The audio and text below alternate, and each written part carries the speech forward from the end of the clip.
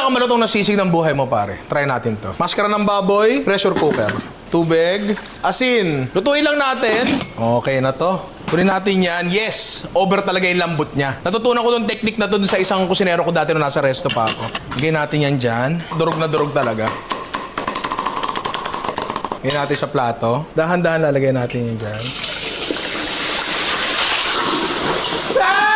Hindi yan naapaw, hindi yan naapaw. Pre, tinan nyo. Yan. Naging buo siya, di ba? Lagyan natin dito. Pahanginan lang natin ng konti to. Siguro around mga 5 minutes para lumutong, pare. Paro.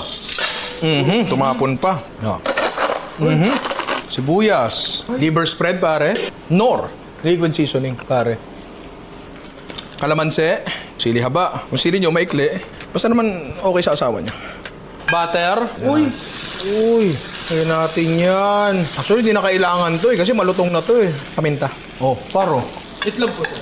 Itlog. Nigil ka. Hindi. May sariwa-sariwa yan. Yan ang the perfect bite. Ay, walang kanan. Ayan.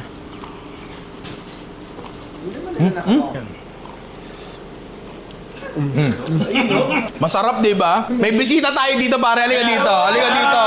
Si Machu, isa sa pinakamalakas na Magic player ng Malabon yan. Hindi mainit yan. Ano, masarap? Sarap? Bagong technique, pare. Try nyo, ang dali lang.